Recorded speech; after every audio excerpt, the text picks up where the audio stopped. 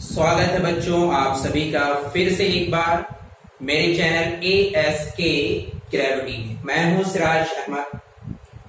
आज पिछली वीडियो के बाद का जो टॉपिक है वो आज कवर करेंगे। इसके पहले की जो वीडियोस में चार्ज की डिस्कवरी का बेसिक कॉन्सेप्ट बताया गया था कि चार्ज का इन्वेंशन की शुरुआत कहां पे हुई थी।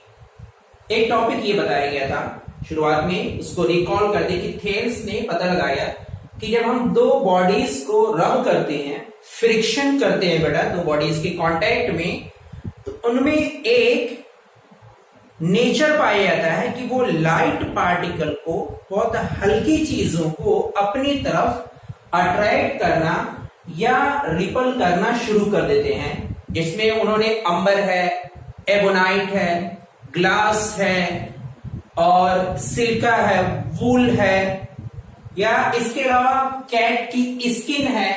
अलग अलग मटेरियल्स को लेकर ये डिस्कवरी की गई और ये पाया गया है सिर्फ सिलेक्टेड मटेरियल में नहीं, जो हमने नाम लिया अंबर, वूल्स, कैट के स्किन या एबोनाइट या अदर मटेरियल जितने भी है, बल्कि इसके अलावा बहुत सारे ऐसे मटेरियल हैं जिनमें ये नेचर पाया जाता है अट्रैक्शन और रिपल्शन का। बस लेकिन इन दोनों में से किसी ने ये नहीं बताया कि कैसे ये प्रोड्यूस्ड हुआ।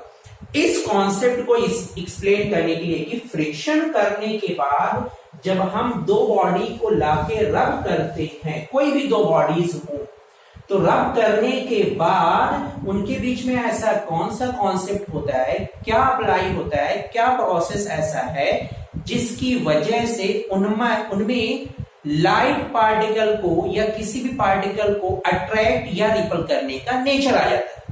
इस चीज का पता लगाने के लिए इलेक्ट्रॉन थ्योरी ऑफ इलेक्ट्रिफिकेशन का इन्वेंट किया। इलेक्ट्रॉन थ्योरी ऑफ इलेक्ट्रिफिकेशन का क्या कहा गया बेटा, आपका यहां पे लिख भी दे रहे हैं, नाम क्या है उसका, इलेक्ट्रॉन थ्योरी ऑफ इलेक्ट्रिफिकेशन। नाम याद रखना बेटा, ठीक है ना, इलेक्ट्रॉन थ्योरी ऑफ इलेक्ट्रिफिकेशन।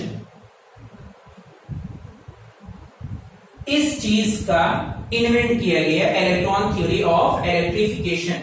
यहां पे आपको क्लास 9 का एक छोटा सा टॉपिक है, क्लास 9 नहीं क्लास 8 में भी वो टॉपिक हो सकता है कि किसी भी एलिमेंट, कोई भी मटेरियल है, क्लास 9 का टॉपिक है बेटा, बहुत शॉर्ट में इसको करके बता रहे हैं, बहुत ज्यादा शॉर्ट में, कि कोई भी मटेरियल अगर हम बात करें, वॉट एवर वो हो, मेटेलिक है, नॉन मेटेलिक है, वॉट एवर डज नॉट, कोई भी मटेरियल है, वो मटेरियल नंबर ऑफ एटम्स से मिलकर बना होता है।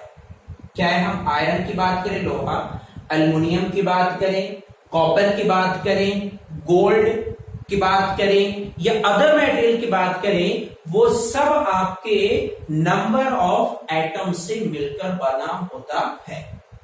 नंबर ऑफ एटम्स से मिलकर बना होता है, ठीक है, नंबर ऑफ एटम। तो हमने मान लिया बेटा कोई भी मटेरियल है, ये उसका एटम, बस इसकी डिस्कवरी की एक एटम से मिलकर बना होता है और इसका साइज भी बता दिया गया कि हर एक एटम का साइज, हमने मटेरियल की बात करें चाहे वो प्लास्टिक है या एल्युमिनियम है या उसके अलावा आपका आयरन है, कोई भी है, वो नंबर ऑफ एटम्स से मिलकर बना है। एटम्स मतलब एक नहीं, बहुत ज्यादा एटम होंगे बेटा आपके। तो एक एटम का जो साइज है, एक एटम का वो कितना छोटा होता है आप खुद गेस करिए। ये बताया गया कि एटम का एक का साइज 10 की पावर -10 मीटर होता है। ये होता है बेटा आपका साइज ऑफ एटम, ये एटम का साइज होता है। थोड़ा गौर करो कि कितना छोटा होगा, 10 की पावर -10, 1 मीटर का 10 की पावर 10वां हिस्सा, कितना ज्यादा छोटा हो जाए। अब उसके बाद बारी आई कि एटम के अंदर कई सारे साइंटिस्ट थे, जैसे एक है बेटा आपके थॉमसन, आपने नाम सुना होगा, जे थॉमसन के नाम से ये मशहूर बहुत ज्यादा है, ठीक है ना, थॉमसन। और रदरफोर्ड, आपने ये भी नाम सुना होगा बेटा आपका, और चैडविक, ये नाम सुना होगा।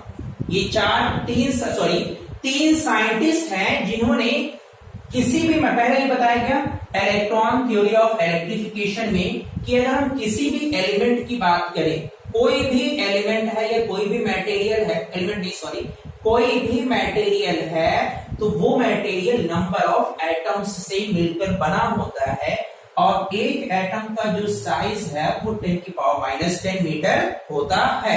अब एटम इतना छोटा है, इसके अंदर भी डिस्कवरी की गई, रदरफोर्ड, थॉमसन, चैडविक ने ये बताया कि एटम्स के अंदर भी कई सारे एलिमेंट पाए जाते हैं, कई सारे टर्म आपके उसमें है। तो बताया कि ये भी एटम्स के अंदर उसके सेंट्रल में, उसके बीच के हिस्से में यहां पर न्यूक्लियस पाया जाता है। क्या रहता है? न्यूक्लियस।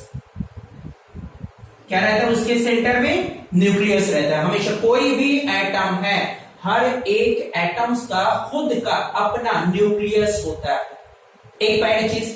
और ये भी बताया गया कि इस न्यूक्लियस के अंदर भी, हम मान लीजिए इसको थोड़ा सा सब डिवीजन हम कर दे रहे हैं और थोड़ा सा बड़ा, ये बेटा हमारा हो गया न्यूक्लियस, जो हमने डबल सर्कल बनाया है, ये हमारा है न्यूक्लियस। इस न्यूक्लियस के अंदर भी फिर से दोबारा डिस्कवरी करके किन्होंने किया था? पहले पता लगाया था जे थॉमसन ने, ठीक है ना, कि इस न्यूक्लियस के चारों तरफ एक पर्टिकुलर ऑर्बिट में चारों तरफ इलेक्ट्रॉन रिवॉल्व करते रहते हैं।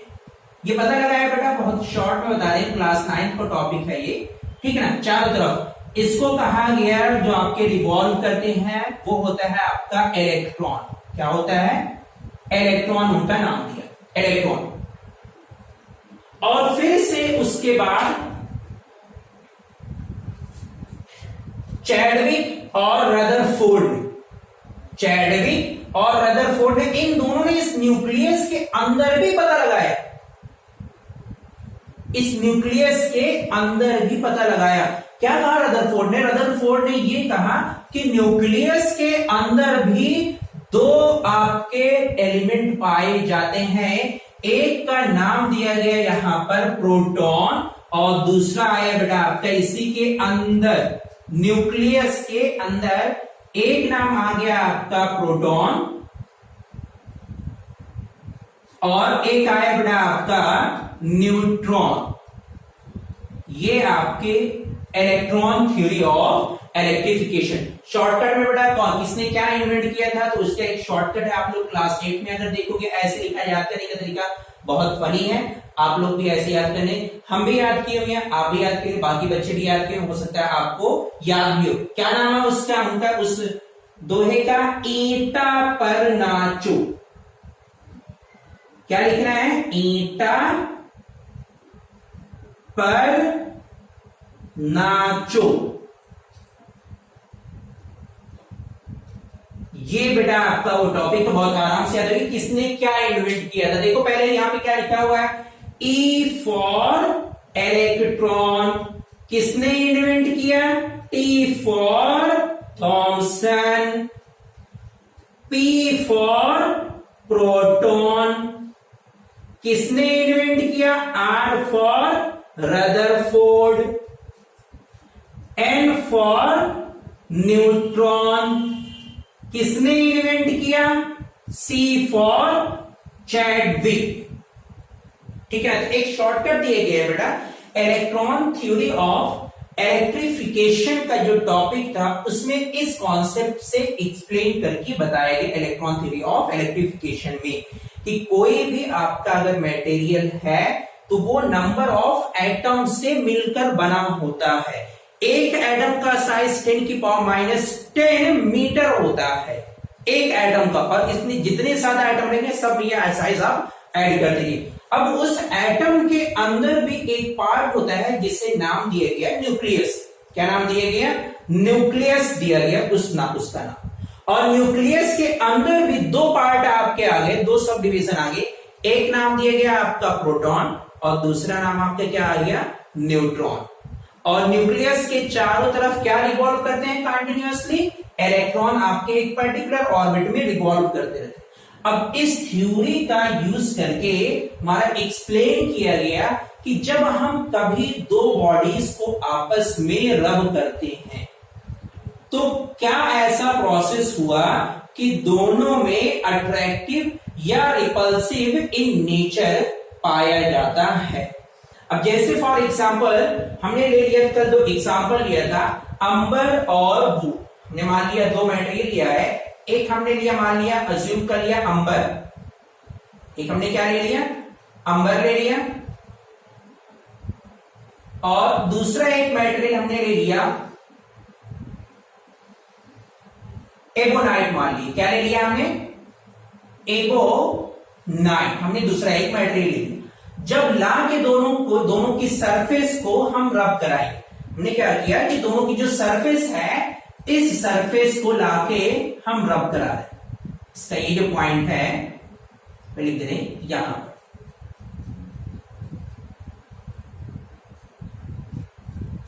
यहां पर हमने लाके रब कराना शुरू कर दिया। अब होगा क्या, देखो हमने क्या किया, पहले इस कॉन्सेप्ट को याद रखना तो ये टॉपिक आपका बहुत इजीली समझ में आ जाएगा कि कैसे चार्ज ट्रांसफर होता है, क्या ऐसा प्रोसेस हुआ जिसकी वजह से एक दूसरे पर अट्रैक्टिव या रिपल्सिव नेचर हमारा पाया जाता है। हमने दो एग्जांपल ले लिए अंबर और एबोनाइट। हुआ क्या कि हमने जब दो बॉडीज को रब करना शुरू करते हैं तो ये भी एलिमेंट है, ये भी एक मटेरियल है, ये मटेरियल फर्स्ट मान लिया और ये मटेरियल हमारा सेकेंड हो गया। जब हम दोनों को रब कर रहे हैं तो रब करने के बाद अंबर के आउटर ऑर्बिट में, जैसे हमने बताया कि इसके सेंट्रल में होता है न्यूक्लियस। क्या होता है, इसके सेंट्रल में न्यूक्लियस होता है और न्यूक्लियस के चारों तरफ इर्द गिर्द उसके चारों तरफ क्या घूमते रहते, क्या घूमते फिरते हैं, इलेक्ट्रॉन घूम फिर रहे हैं उसके चारों तरफ। एक ऑर्बिट ऐसे नहीं रहती है बल्कि नंबर ऑफ ऑर्बिट होते हैं। केमिस्ट्री का ये टॉपिक है बेटा आपका, केमिस्ट्री में आपको बताएंगे, ठीक है। नंबर ऑफ इलेक्ट्रॉन आपके कंटिन्यूअसली रिवॉल्व करेंगे। इसके भी, ये भी बेटा आपका एक मटेरियल है तो इसके भी, इसका भी एक पर्टिकुलर कोई न्यूक्लियर, एक न्यूक्लियस है। इस न्यूक्लियस के चारों तरफ इलेक्ट्रॉन हमारे रिवॉल्व कर रहे होंगे, इलेक्ट्रॉन रिवॉल्व करें एक पर्टिकुलर ऑर्बिट में, वो रिवॉल्व करें कंटिन्यूअसली। अब हुआ क्या कि जब हम इन दो बॉडीज को लाके यहां पे रब करा, एक दूसरे को रब कराएंगे तो इनकी जो आउटर सरफेस है यानी आउटर ऑर्बिट है वहां से इलेक्ट्रॉन ट्रांसफर होके या तो एबोनाइट में आएगा या एबोनाइट का इलेक्ट्रॉन ट्रांसफर होके आपका अंबर में आएगा। कैसे आता है, जब भी हम फ्रिक्शन को इंक्रीज करते हैं, कभी भी अगर हमने फ्रिक्शन को इंक्रीज किया तो फ्रिक्शन की वजह से हीट प्रोड्यूस्ड हुई। हीट प्रोड्यूस्ड हुई तो हीट का मेन कॉज है टेम्परेचर इंक्रीज कर देना, जिसकी वजह से चीजें कमजोर होनी शुरू हो जाती है, यानी एटॉमिक बॉन्डिंग वीकनेस शुरू हो जाती है, जिसकी वजह से दो इलेक्ट्रॉन के बीच जो कोवैलेंट या टेट्रावैलेंट या बाइवैलेंट बॉन्ड होता है वो टूटना शुरू हो जाते हैं। और जैसे ही टूटा तो इलेक्ट्रॉन उस ऑर्बिट को स्टेबलाइज करने के लिए दूसरे मटेरियल के पास आ जाएगा। समझ में आया कि नहीं, ज्यादा तेज बोलिए, फिर से समझो। क्या कहा कि जब हम दो बॉडीज को रब करेंगे, रब करने के बाद इसका भी इलेक्ट्रॉन इसका भी इलेक्ट्रॉन होगा, क्या हमने रब किया, हीट प्रोड्यूस हुई, फ्रिक्शन किया, फ्रिक्शन की वजह से हीट हुई और हीट का मेन काम क्या है कि टेम्परेचर इंक्रीज कर देना। टेम्परेचर अगर इंक्रीज किया है तो दोनों के बीच का जो बॉन्ड है वो बॉन्ड की वीकनेस शुरू हो जाएगी, यानी वो धीरे धीरे करके टूटना शुरू हो जाएंगे। और जैसे ही वो टूटा इलेक्ट्रॉन अलग हो गया एक तरफ से भी और दूसरी तरफ तो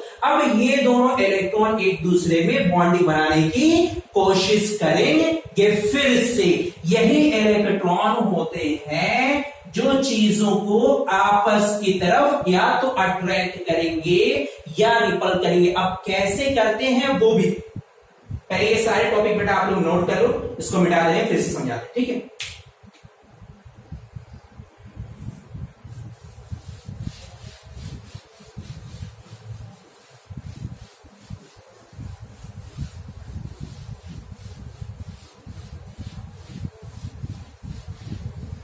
तो हुआ क्या कि जब हमने अंबर और एबोनाइट की रॉड को रब किया तो उसके आउटर शेल में जो इलेक्ट्रॉन थे, इलेक्ट्रॉन की बॉन्डिंग टूटने की वजह से या तो एक बॉडी से दूसरे बॉडी में आएगा या दूसरी बॉडी का इलेक्ट्रॉन पहली बॉडी में आके शिफ्ट होगा।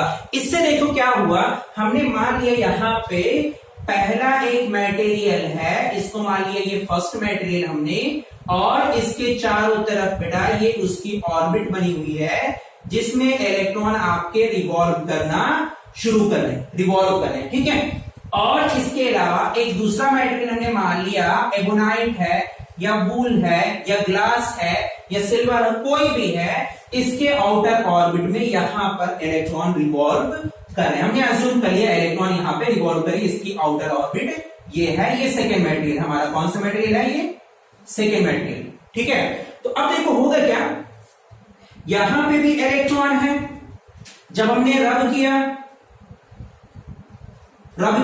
तो रब करने के बाद यानी फ्रिक्शनल फोर्स के बाद, फ्रिक्शन के बाद, फ्रिक्शन का कॉज क्या होता है बेटा?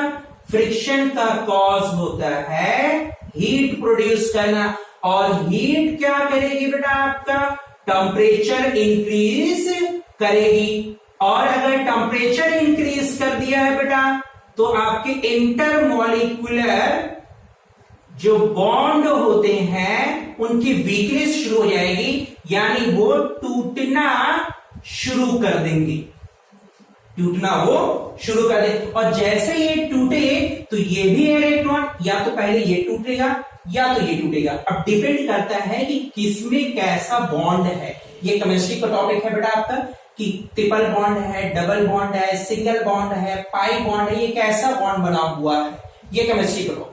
मानिए हम ये मान के चले कि ये मजबूत है, ये थोड़ा सा स्ट्रॉन्ग और ये थोड़ा वीक है। अगर सेकेंड वीक है, पहला मजबूत है, तो इलेक्ट्रॉन यहां से टूटकर इसकी तरफ आना शुरू हो जाएंगे तुरंत।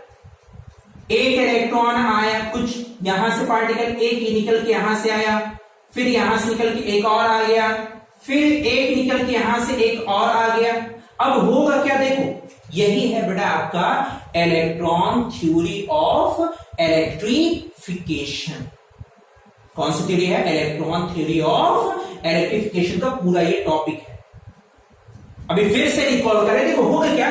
अच्छा, जब यहां से इलेक्ट्रॉन ट्रांसफर हो रहे हैं सेकेंड बॉडी से, इसका मतलब जहां से ट्रांसफर हो रहे हैं, अच्छा ट्रांसफर हो रहे हैं, इसका मतलब इसके पास खाली जगह हो गई बेटा, आपके खाली जगह है, यानी इसको लाके कहीं से भर सकते हैं अभी।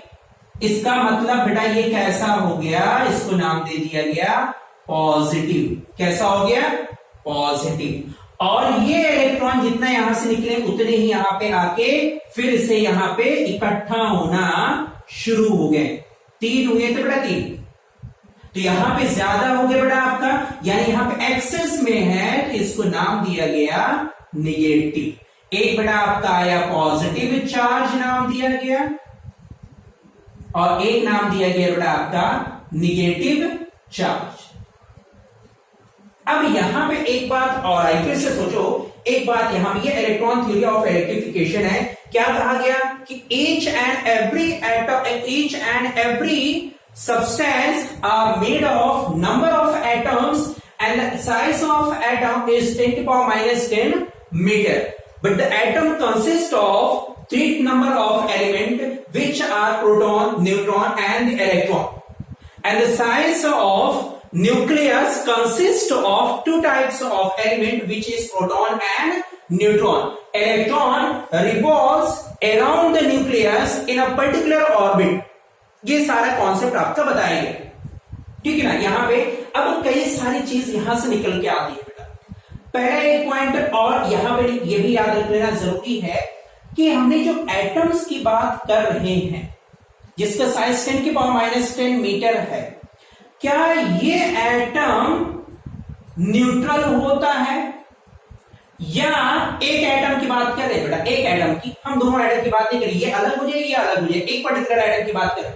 एक सवाल, क्या एटम न्यूट्रल होते हैं या एटम पॉजिटिव इन नेचर होते हैं? या एटम निगेटिव इन नेचर होगा? कैसा लिखेंगे? जैसे हमने कहा ये पॉजिटिव हो गया, निगेटिव हो गया, ऐसा हो गया। क्या एटम्स के ऊपर भी ऐसा कोई चार्जेस होता है? अब इस कॉन्सेप्ट को समझने के लिए ये चीज समझ लेना जरूरी है कि एटम के अंदर क्या पॉजिटिव और निगेटिव होता है या न्यूट्रल होती है, कैसा होता है।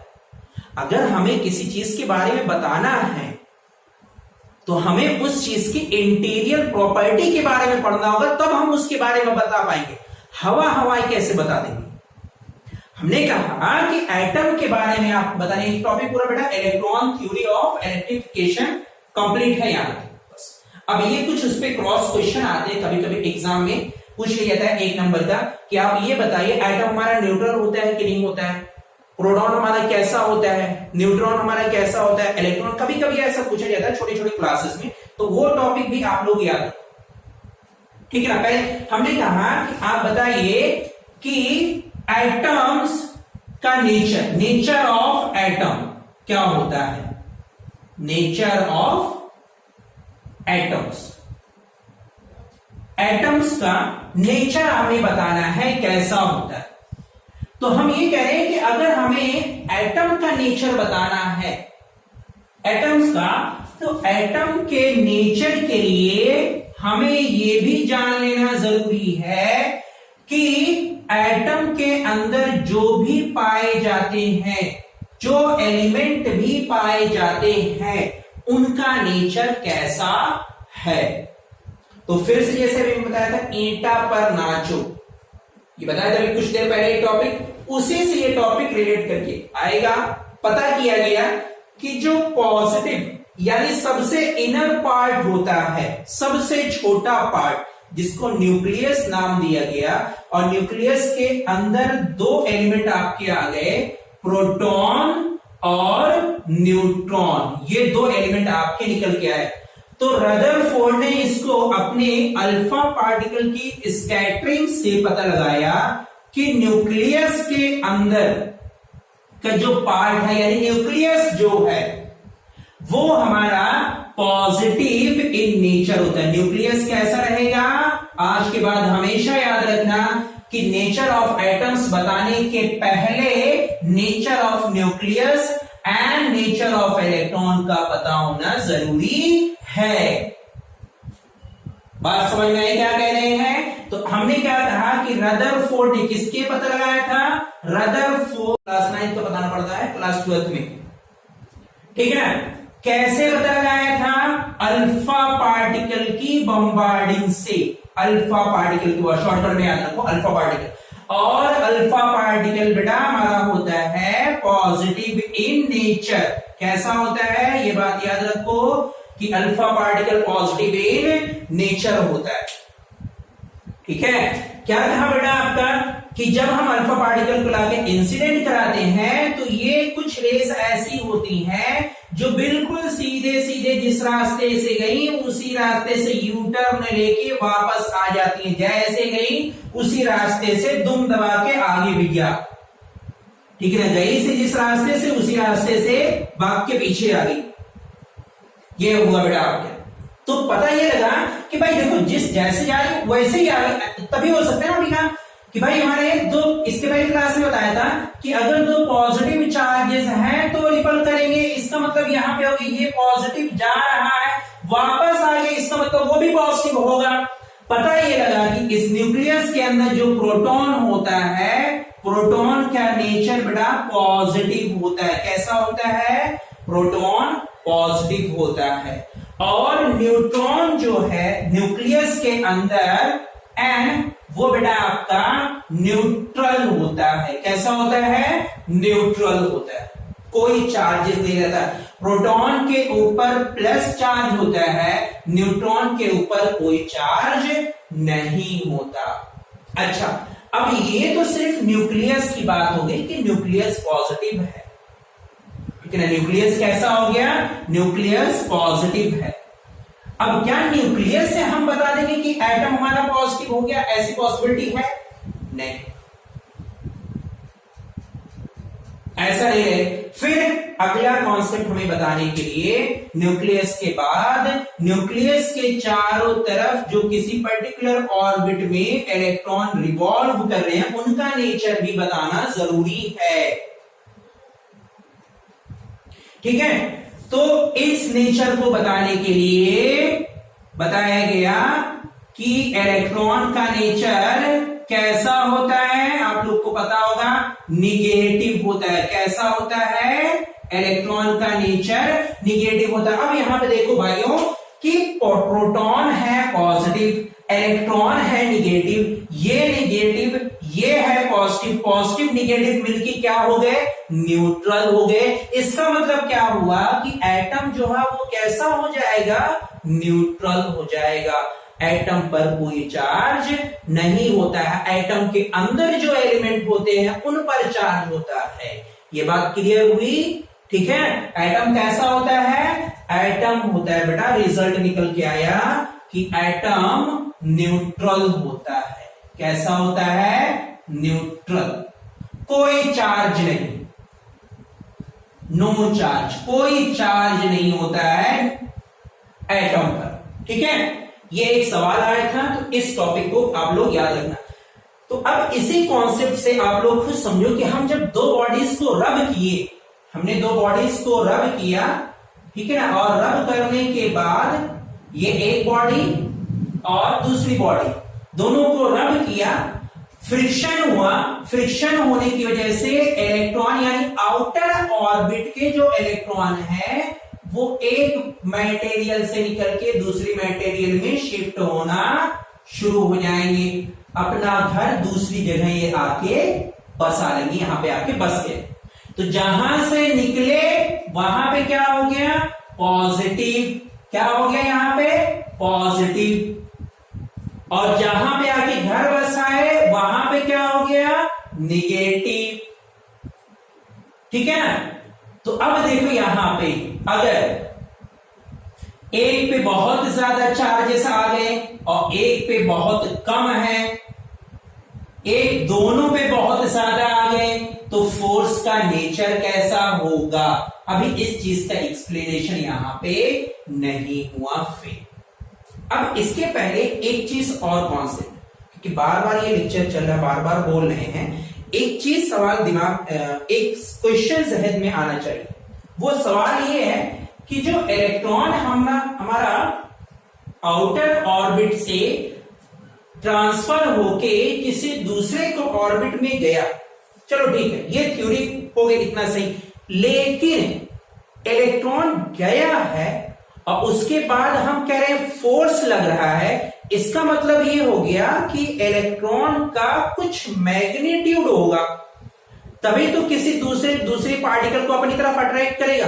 कुछ मैग्नीट्यूड ट्रांसफर किया होगा। भाई हमारे पास अगर हिम्मत रहेगी तभी हम किसी चीज को तो खींच पाएंगे। 10 न्यूटन, 50 न्यूटन, 100, 200, 250 जितना भी है, हम तभी तो लिफ्ट कर पाएंगे, खींच पाएंगे, अदरवाइज तो खींच नहीं पाएंगे। यहां भी तो वही कॉन्सेप्ट हो गया। तो बात यहां पे आके अटक गई क्या कि जो इलेक्ट्रॉन यहां से ट्रांसफर हुए हैं उनका मैग्नीट्यूड कितना होगा, इस चीज को कैसे एक्सप्लेन किया जाए।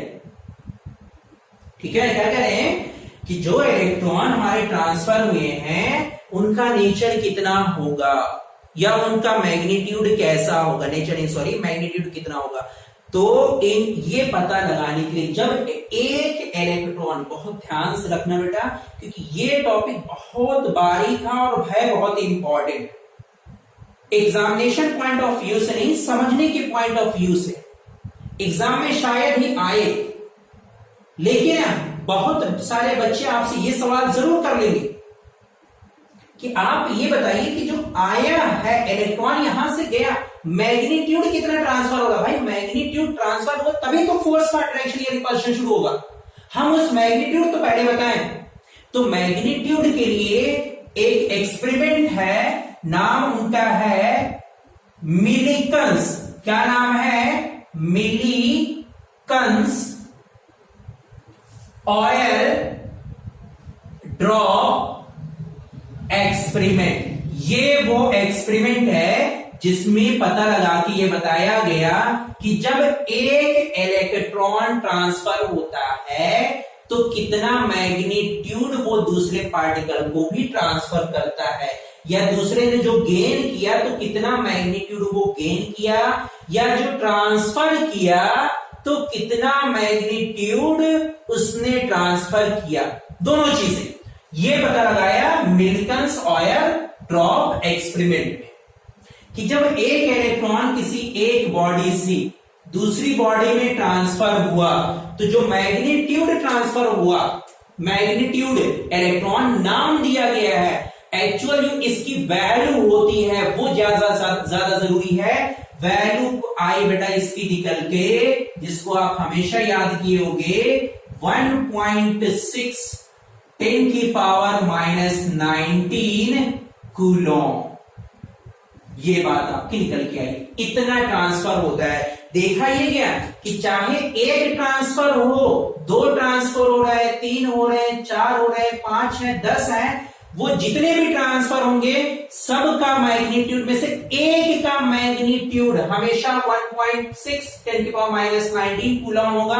10 ये मल्टीप्लाई बाय 10 करेंगे। अगर कह दिए यहां पे जो इलेक्ट्रॉन ट्रांसफर हो गए 10 है तो हो जाएगा बेटा आपका 10 मल्टीप्लाई बाय 1.6 10 की पावर -19। अगर हो गए बेटा आपके 5000 तो 5000 multiply by 1.6 multiply by 1.6 into 10 की पावर -19 कूलॉम। क्या कहा बेटा हमने कि एक इलेक्ट्रॉन कितना मैग्नीट्यूड ट्रांसफर करेगा, 1.6 इंटू 10 की पावर -19 कूलॉम। अब यहां पे ये बात हमारी क्लियर होगी कि एक इलेक्ट्रॉन इतना मैग्नीट्यूड ट्रांसफर किया है तो इतने के बराबर हमारा फोर्स कुछ लगेगा, कितना लगेगा। अब यहां पे एक बात आई है कि एक ही इलेक्ट्रॉन थोड़ी ना ट्रांसफर हुआ होगा, ऐसा कैसे हो सकता है। एक इलेक्ट्रॉन का मैग्नीट्यूड 1.6 इंटू 10 की पावर -19 कूलम, क्या इतना कुछ नहीं, पता ही नहीं चलेगा कहां पे गया। भाई वैल्यूज देखो ना कितनी कम है, हमें तो एहसास ही नहीं चार्ज गया है कि नहीं गया है।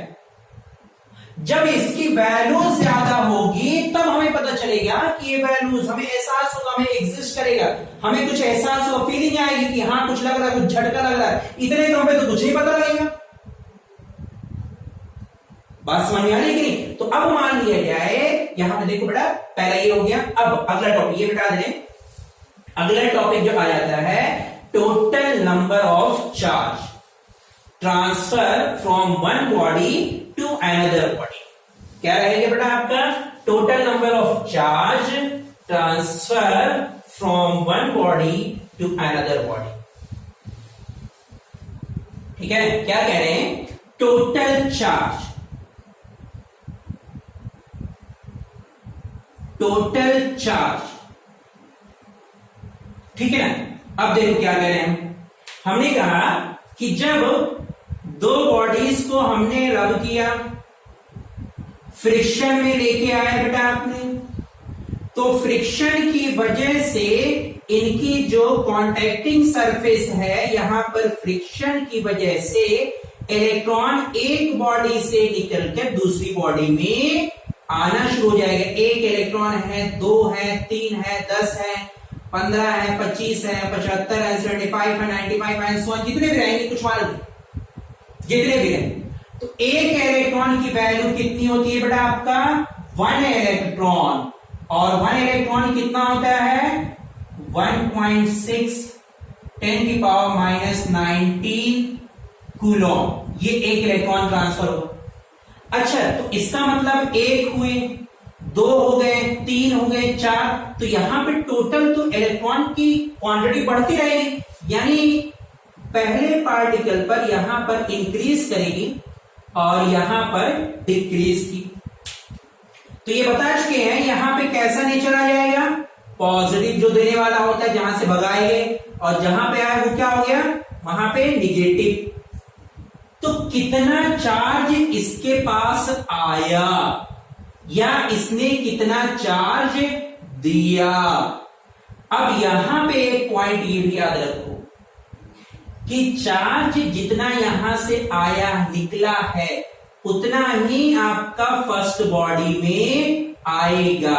ये बात समझ में आ रही है कि नहीं भाई, जितना इलेक्ट्रॉन इसके आउटर ऑर्बिट में से निकलेगा उतना ही तो इसके ऑर्बिट में आएगी। याद करो इलेक्ट्रॉन थ्योरी ऑफ इलेक्ट्रिफिकेशन कि आउटर ऑर्बिट से जितने नंबर ऑफ इलेक्ट्रॉन निकलेंगे उतने ही तो दूसरे के पास जाएंगे, यानी ये चार्ज हमेशा जितना इधर से आया उतना इधर गया। इसका मतलब पहला एक पॉइंट यहां भी ये भी याद रखना कि चार्ज हमेशा कंजर्व रहता है। कैसा रहता है?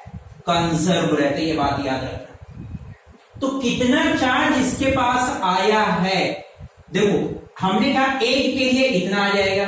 अगर हम दो की बात करें फॉर 2 इलेक्ट्रॉन, 2 इलेक्ट्रॉन के लिए कितना हो जाएगा?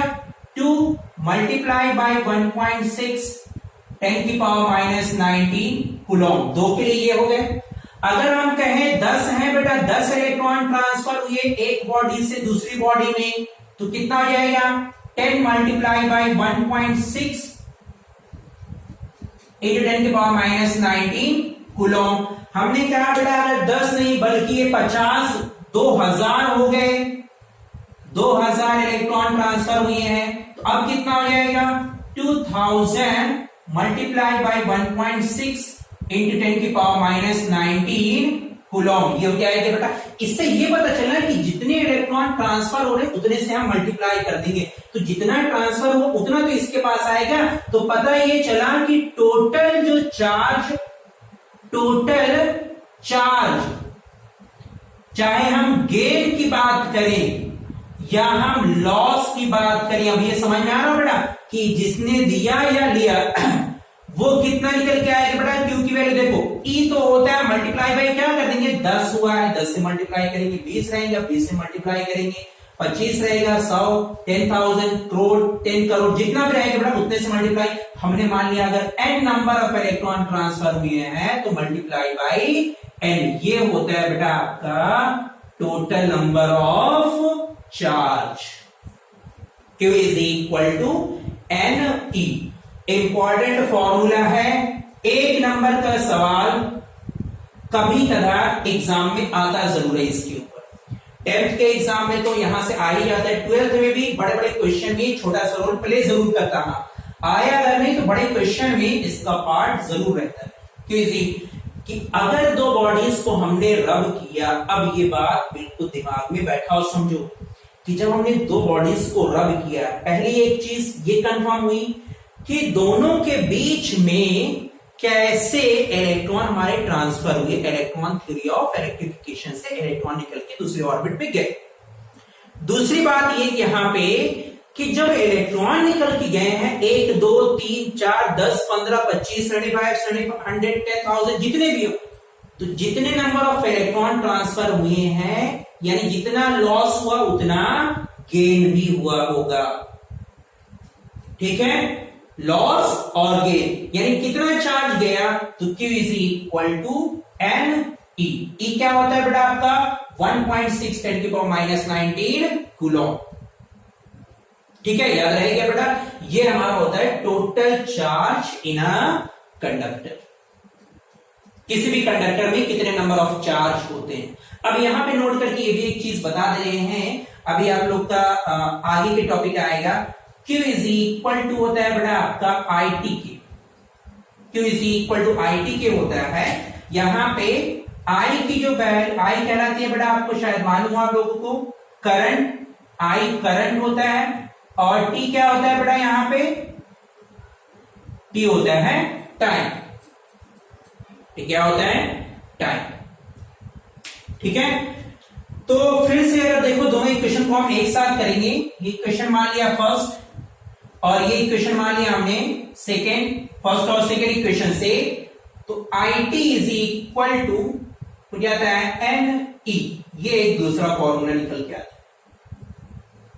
अभी चैप्टर 4 में ये टॉपिक आएगा, वहां पे ये चैप्टर 4 नहीं 5 या 6 है, वहां पे आएगा, तब ये पार्ट जरूर बताया जाएगा। ठीक है, अभी इतनी सारी चीजें याद रखो। तो आपको क्या क्या बताया बेटा आपका, फिर से सारे टॉपिक के यहाँ पे रिकॉल कर दे रहे हैं। देखो पहले हमने क्या बताया, पहले ये बताया कि दो पार्टिकल को या दो एलिमेंट को या दो मटेरियल को अगर हमने लाके रब किया है तो रब करने के बाद दोनों के बीच में फोर्स ऑफ अट्रैक्शन या दोनों के बीच में फोर्स ऑफ रिपल्शन कैसे जनरेट होता है। तो ये चीज का कॉन्सेप्ट कैसे आ गया था, बताया कैसे गया, इलेक्ट्रॉन थ्योरी ऑफ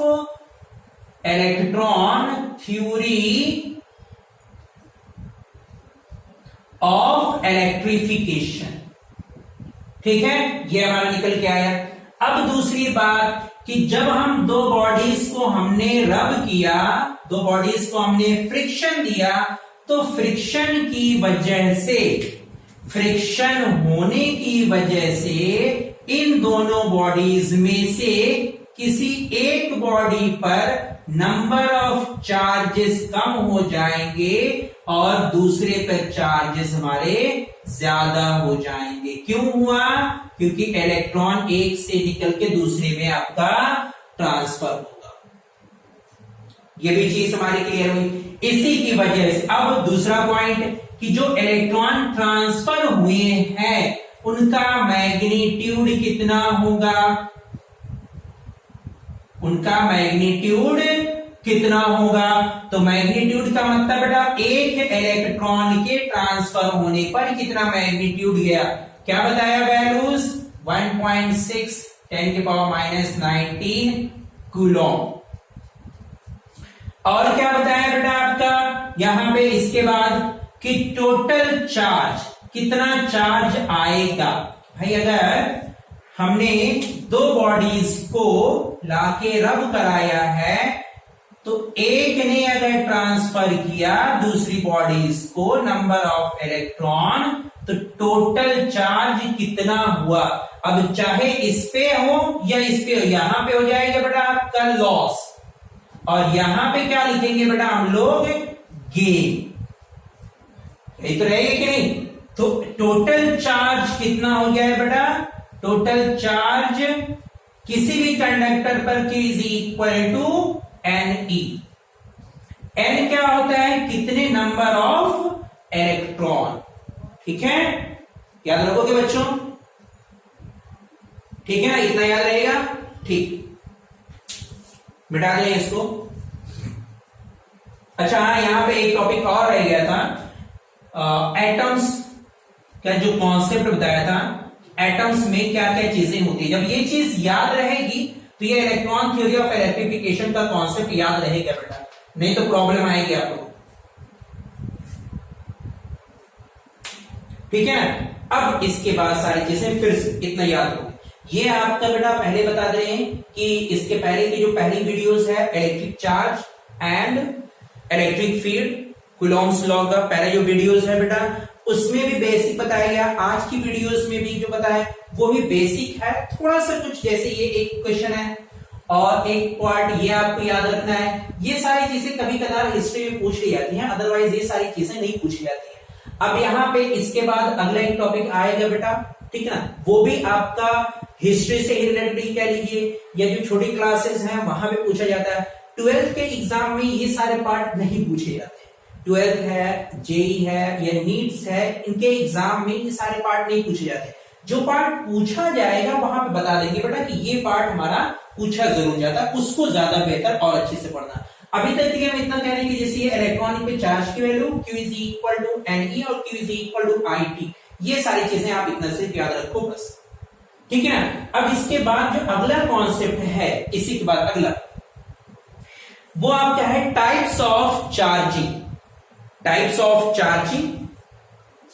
और उसके बाद अगला एक टॉपिक और थ्योरी पड़ जाएगी बेटा आपका इलेक्ट्रोस्टैटिक इंडक्शन। क्या टॉपिक आ जाएगा, दो टॉपिक अभी और बचेंगे।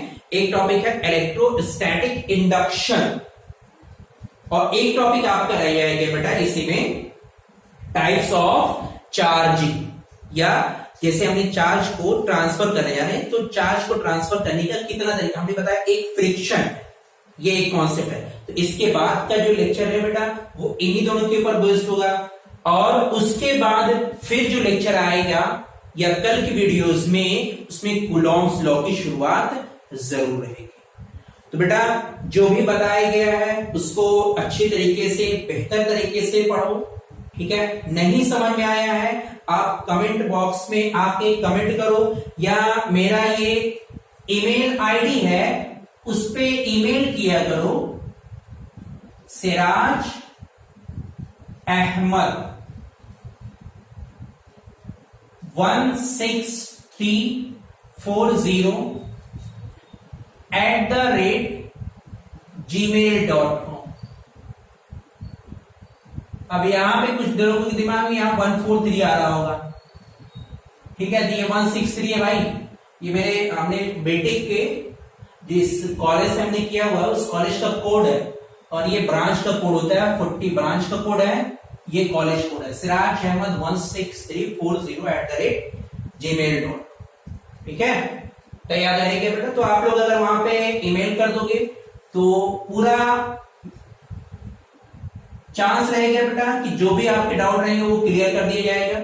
इसके अलावा अगर वीडियोस को पसंद आया है तो लाइक जरूर कर दो, हाँ सब्सक्राइब करना या शेयर करना ना भूलो, इससे मेरा फायदा रहेगा। थोड़ी सी मेहनत कर रहे हैं तो आपकी मेहनत कुछ नहीं है, उंगली दो थोड़ा सा, और उतने की वजह से आप कायली कर लेते हो। ठीक है, तो ठीक है बेटा, नेक्स्ट वीडियो में फिर से मिलेंगे, तब तक के लिए बेस्ट ऑफ लक।